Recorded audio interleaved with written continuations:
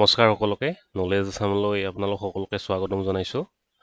তো আশা কৰিছোঁ সদ্যহতে হৈ গ'ল ADRE গ্ৰেড 3 লেভেলৰ এক্সাম। আপোনালোকৰ সকলোৰে এক্সাম ভালেই হৈছে। তো এই ভিডিঅ'টোত আমি যি আমাৰ এক্সাম হৈ গ'ল ADRE, তো তাৰ কাট অফ কিমান হ'ব পাৰে তাৰ বিষয়ত এটা থুলমূলভাৱে আলোচনা কৰিম। চাওক, পোনপ্ৰথমে আমি ক'ব লাগিব যে এইটো হৈছে এটা নিগেটিভ মাৰ্কিঙৰ এক্সাম। তো যোৱাবাৰ নিগেটিভ মাৰ্কিং নাছিলে, তো তাৰ কাট অফ প্ৰেডিকশ্যন কিছু পৰিমাণে ইজি হৈ গৈছিলে। কিন্তু যিহেতু এইবাৰ নিগেটিভ মাৰ্ক ইনক্লুড কৰা হৈছে, তো সেয়েহে আমি তাৰ এক্সপেক্টেড কাট অফ এনালাইচিছ কৰাৰ আগতে বহুতকেইটা পেৰামিটাৰ কনচিডাৰ কৰি ল'ব লাগিব। তাৰ ভিতৰত প্ৰধান হৈছে আমাৰ টোটেল পষ্ট কিমান আছে। আমি সকলোৱে জানো যে পষ্ট হৈছিলে প্ৰায় ৩,২৪৮টা। টোটেল এপ্লিকেণ্টছ কিমান আছিলে, প্ৰায় মোৰ দেন 30 লাখ। তাৰোপৰি আমি এইটোও চাব লাগিব যে তাৰ ভিতৰত চিৰিয়াছ কেণ্ডিডেট কিমান আছিলে, কাৰণ ফৰ্মটো সকলোৱে ভৰে, কিন্তু চিৰিয়াছলি কিমানে দিছে সেইটো এটা কনচিডাৰ কৰিবলগীয়া ফেক্টৰ হয়।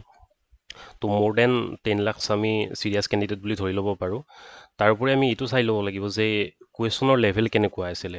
আমি পেপাৰখনত দেখিবলৈ পাইছিলোঁ যে কুৱেশ্যনৰ যিটো লেভেল সেইটো ইজিৰ পৰা মডাৰেট লেভেলৰ আছিলে। কাৰণ প্ৰত্যেকটা কুৱেশ্যনে ইজি নাছিলে, হয় কিছু পৰিমাণে ইজি কুৱেশ্যন আহিছিলে, কিন্তু সেইটো বেলেঞ্চ কৰিবৰ কাৰণে কিছুমান মডাৰেট লেভেলৰ কুৱেশ্যন তাত দি দিছিলে।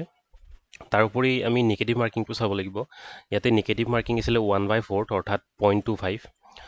তো আমি কিছুমান কমিউনিটি পলৰ পৰা ডাটা এক্সট্ৰেক্ট কৰি আমি এটা গ্ৰাফ প্লট কৰিবৰ কাৰণে চেষ্টা কৰিছিলোঁ।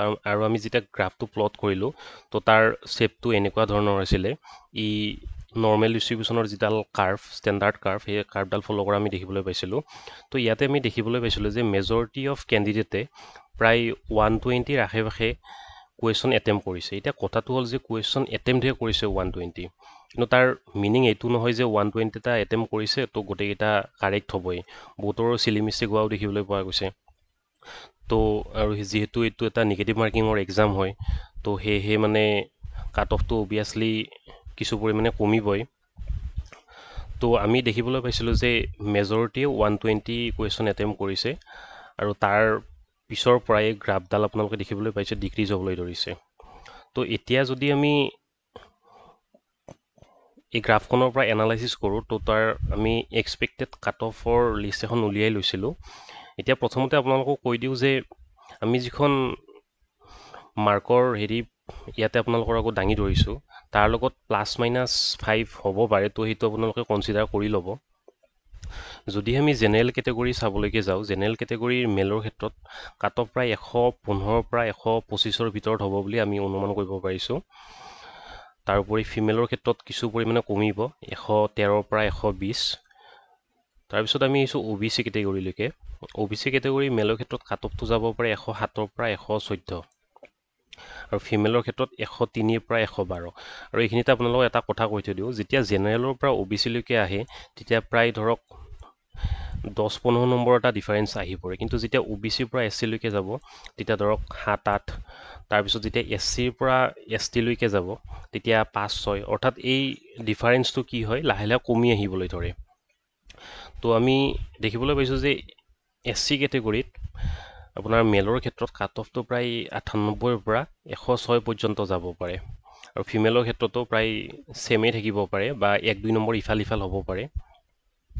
তাৰপিছত আমি আহিছোঁ ST প্লেইনলৈকে। ST প্লেইনৰ ক্ষেত্ৰত মেলৰ কাট অফটো প্ৰায় 90ৰ পৰা 98 পৰ্যন্ত যাব পাৰে, আৰু ফিমেলৰটো প্ৰায় 88ৰ পৰা 98। আৰু ইয়াতে আমি এইটো ফেক্টৰো কনচিডাৰ কৰি লৈছিলোঁ যে কিমান কেটেগৰী কিমান পষ্ট আছিলে। তাৰপিছত আমি আহিছোঁ ST হিললৈকে। ST হিলৰ ক্ষেত্ৰত মেলৰ ক্ষেত্ৰত আপোনাৰ 87ৰ পৰা 90 পৰ্যন্ত যাব পাৰে, আৰু ফিমেলৰ ক্ষেত্ৰত 85ৰ পৰা 90। বেছি ডিফাৰেঞ্চ নাহে, 2-3 নম্বৰ ডিফাৰেঞ্চ আহিব পাৰে মেল ফিমেলৰ ক্ষেত্ৰত।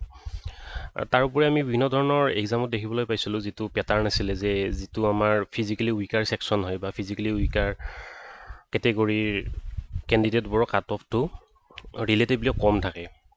তো এই ক্ষেত্ৰত আমি ইয়াতে গেছ কৰিছোঁ যে PWD ছেকশ্যনৰ মেলৰ ক্ষেত্ৰত আপোনাৰ কাট অফটো 75ৰ পৰা 80 পৰ্যন্ত নামিব পাৰে, আৰু ফিমেলৰ ক্ষেত্ৰত 70ৰ পৰা 78 পৰ্যন্ত। তো ইয়াত ষ্টাৰ্টিঙতে আপোনালোকক কৈছিলোঁ যে এইটো আমাৰ এটা এনালাইচিছৰ ওপৰত বেছ কৰা এজামশ্যন আছিলে, তো তাৰ লগত ±5 এটা এড হ'ব পাৰে বা মাইনাছো হ'ব পাৰে, তো সেইটো আপোনালোকে কনচিডাৰ কৰি ল'ব। তদুপৰি আৰু এতিয়া যি হ'ল হৈ গ'ল, আগন্তুক আপোনাৰ 29ত গ্ৰেজুৱেট লেভেলৰ পৰীক্ষা আহি আছে। তো সকলোকে এই পৰীক্ষাৰ শুভেচ্ছা থাকিলে। তো আমি নেক্সট পৰৱৰ্তী ভিডিঅ'ত আকৌ লগ পাম। তো আজিলৈ ইমানখিনি আছিলে, ধন্যবাদ।